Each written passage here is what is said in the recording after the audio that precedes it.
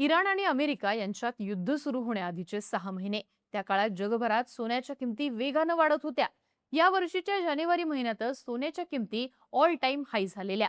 एक वेळ सोन्याचा भाव हा प्रति औंस $5,600 पर्यंत गेला होता. भारतीय मार्केटचा विचार केला तर हा रेट प्रति तोळा 1,80,000च्या आसपास होता. पण त्यानंतर सोन्याचे भाव घसरायला लागले. सध्या 24 कॅरेट सोन्याचे दर हे 1.5 लाख रुपयांच्या आसपास आहेत. या सगळ्या घडामोडींदरम्यान फ्रान्स या देशानं मात्र सोन्याची अशी डील केली आहे ज्याचा कोणी विचारच केला नव्हता. या डीलमुळे त्या देशाला एका फटक्यात 12.8 अब्ज युरो म्हणजेच तब्बल 1.38 लाख कोटी रुपयांचा फायदा झालाय. आता इराण आणि अमेरिका यांच्यात युद्धविराम झालेला आहे. त्यानंतर सोन्याचे भाव पुन्हा वाढतील असे अंदाज वर्तवले जात आहेत. काही तज्ञांनी तर सोनं 2 लाखांच्या पार जाऊ शकतं असा अंदाज वर्तवलाय. नक्की घडलंय काय? युद्धाच्या आधी फ्रान्सनं सोन्याची काय डील केली आहे ज्यामुळे त्या देशाला इतका फायदा झाला? आणि आता पुन्हा सोन्याचे भाव वाढण्याचे अंदाज का वर्तवले जात आहेत? समजून घेऊयात आजच्या व्हिडिओतनं. नमस्कार, मी आरती आणि तुम्ही बघताय बोलभेडू. सगळ्यात आधी फ्रान्सनं नक्की काय खेळी केली ते पाहूयात. तर फ्रान्स या देशाकडे एकूण 2,437 टन सोनं आहे. जगात सर्वाधिक सोन्याचा साठा असणाऱ्या देशांच्या यादीत फ्रान्सचा क्रमांक 4था आहे.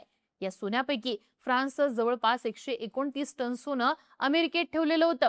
युद्धाच्या आधी ते सोनं फ्रान्सच्या सेंट्रल बँकेनं आपल्या देशात परत आणलं. या माध्यमातून त्या बँकेनं तब्बल 12.8 अब्ज युरोचं प्रॉफिट कमावलेलं आहे. आता हे कसं शक्य झालं? फ्रान्सनं अमेरिकेतलं आपलं सोनं मायदेशी परत का आणि कसं आणलं, आणि असं करताना फ्रान्सनं एवढा नफा कसा कमवला ते समजून घेऊयात. तर फ्रान्सनं जवळपास 100 वर्षांपूर्वीचं आपलं सोनं अमेरिकेत ठेवायला सुरुवात केली होती. तो पहिल्या महायुद्धानंतरचा काळ होता. ते युद्ध युरोपच्या जमिनीवरती लढलं गेलं होतं, ज्यात युरोपियन देशांचं प्रचंड नुकसान झालेलं. युद्ध संपल्यानंतर युरोपीय देशांना भीती वाटायला लागली की जर पुन्हा अशा प्रकारचं युद्ध झालं तर त्यांच्या सोन्याच्या साठ्यांवरती हल्ला होऊ शकतो. शत्रू देश त्यांचा सोन्याचा साठा आपल्या ताब्यात घेऊ शकतात. त्यामुळे फ्रान्स सारख्या अनेक युरोपीय देशांनी आपलं सोनं अमेरिकेत ठेवण्याचा निर्णय घेतला. अमेरिका आणि युरोप यांच्यात प्रचंड मोठा अटलांटिक महासागर आहे. अमेरिकेला कोणत्याही देशाकडून जमिनीवरच्या हल्ल्याचा धोका नाहीये. याचाच अर्थ युरोपियन देशांचं सोनं अमेरिकेत सुरक्षित राहिलं असतं आणि त्यामुळेच या देशांनी आपलं सोनं हे अमेरिकेत ठेवण्याचा निर्णय घेतला. पुढे दुसऱ्या महायुद्धानंतर अमेरिकेची अर्थव्यवस्था आणखीनच मजबूत झाली. अमेरिकेनं सोनं आणि डॉलरच्या किमती लॉक केल्या. अशा प्रकारे डॉलर सगळ्यात सुरक्षित करन्सी म्हणून पुढे आला. त्या काळात युरोपीय देशांना सोव्हिएत युनियनकडनं धोका होता. त्यामुळे युरोपियन देशांनी आपलं सोनं अमेरिकेतच सुरक्षित ठेवण्याला प्राधान्य दिलेलं. जर्मनीनं आपलं 1200 टनपेक्षा जास्तीचं सोनं अमेरिकेत ठेवलं. इटलीनं सुद्धा 1000 ते 1200 टन सोनं अमेरिकेत ठेवलं. नेदरलँड्सनं 200 टनच्या आसपास सोनं अमेरिकेत ठेवलं. फ्रान्सनं सुद्धा आपलं सोनं अमेरिकेतच ठेवलं. पण आता इतक्या वर्षांनंतर जागतिक परिस्थिती ही कमालीची बदललेली आहे.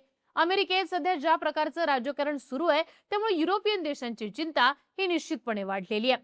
खास करून डोनाल्ड ट्रम्प हे सत्तेत आल्यापासून अमेरिका आणि युरोप मधला तणाव हा आपल्याला वाढलेला दिसतो. आधी टॅरिफवरनं असेल, नंतर ग्रीनलँडच्या मुद्द्यावरनं अमेरिका आणि युरोप हे एकमेकांच्या समोरासमोर आलेले आहेत. या सगळ्या परिस्थितीमुळे युरोपियन देश आता अमेरिकेपासून दूर जायला लागलेत.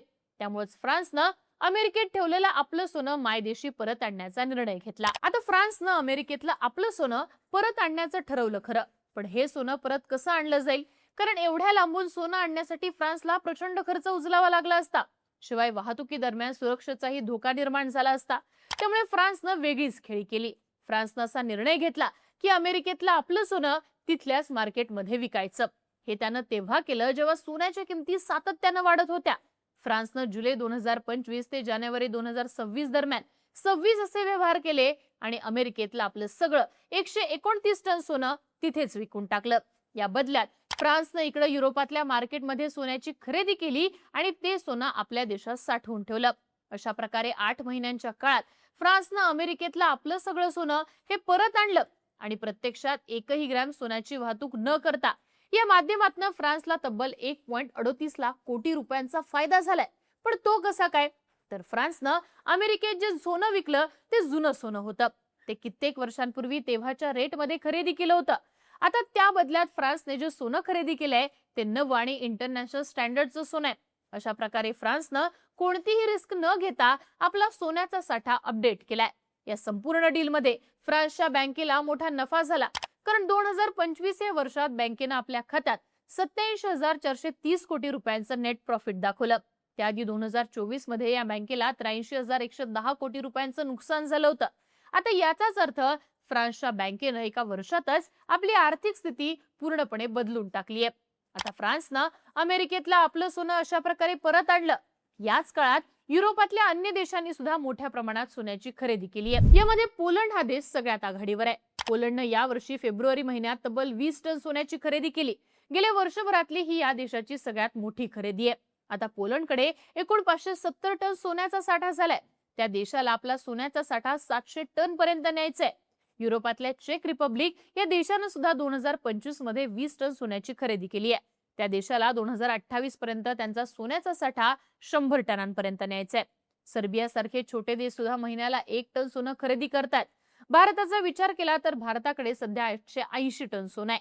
मागच्या 3 वर्षात भारतानं सुद्धा बँक ऑफ इंग्लंड आणि बँक ऑफ इंटरनॅशनल सेटलमेंट्स मधलं आपलं सोनं हे मायदेशात परत आणलेलं आहे. आता येऊयात सोन्याच्या किमतीच्या मुद्द्याकडे. सध्या सोन्याच्या किमतींबाबत तज्ञांचं काय म्हणणं आहे आणि येत्या काळात हे सोनं 2 लाखाच्या वरती जाईल का? तर केडिया ऍडवायझरीचे डायरेक्टर अजय केडिया यांच्या म्हणण्यानुसार येत्या काळात सोन्याच्या किमती पुन्हा वाढू शकतात. त्यांचं असं म्हणणं आहे की जगात जेव्हाही मोठं युद्ध होतं किंवा काही वैश्विक घडामोड घडते त्यानंतर 6 ते 7 महिन्यांनी सोन्याच्या किमती वाढायला लागतात. 21 जानेवारी 2008 ला जगभरातलं शेअर मार्केट हादरलं होतं. त्या दिवशी आर्थिक मंदीच्या भीतीमुळे आशिया आणि युरोपातल्या बाजारांमध्ये प्रचंड घसरण झाली होती. तो दिवस ब्लॅक मंडे म्हणून ओळखला जातो. त्यानंतर 6 ते 7 महिन्यांनी म्हणजे ऑगस्ट 2008 पासून सोन्याच्या किमती वाढायला लागल्या. त्यावेळी सोन्याचा रेट $620 होता, जो एप्रिल 2011 मध्ये $1920 झाला. हेच 2022 मध्ये रशियानं युक्रेनवरती हल्ला केल्यावर झालं होतं. त्या वर्षी फेब्रुवारी महिन्यात युद्ध सुरू झालं. 6 महिन्यानंतर सोन्याचा रेट $1640 होता. तिथनं सोन्याचे भाव वाढायला लागले आणि जानेवारी 2026 मध्ये सोनं $5600 वर गेलं, जो ऑल टाइम हाय रेट आहे. आता सुद्धा युद्धाच्या 6 ते 7 महिन्यानंतर सोन्याचे भाव वाढायला लागतील असा अंदाज वर्तवण्यात येतोय.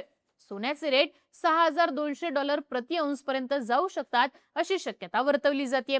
भारतीय रुपयांमध्ये सांगायचं तर हा रेट 1,98,000 रुपये प्रति तोळ्याच्या आसपास जाऊ शकतो. एकूणच काय तर जागतिक सोन्याच्या मार्केटमध्ये सध्या मोठ्या घडामोडी घडतात. अनेक देश आपलं सोनं दुसऱ्या देशातनं परत आणतात. ज्यांच्याकडे सोनं नाहीये ते खरेदी करताना दिसतात. त्यातच युद्धाच्या 6 ते 7 महिन्यानंतर सोन्याच्या किमती पुन्हा वाढतील असा अंदाज तज्ञांकडून वर्तवला जातोय. त्यामुळे यावेळी सोनं 2 लाख रुपये क्रॉस करेल असं देखील म्हटलं जातंय. तुम्हाला या सगळ्या बाबतीत काय वाटतं? खरंच सोन्याचे दर 2 लाखांच्या वरती जातील का?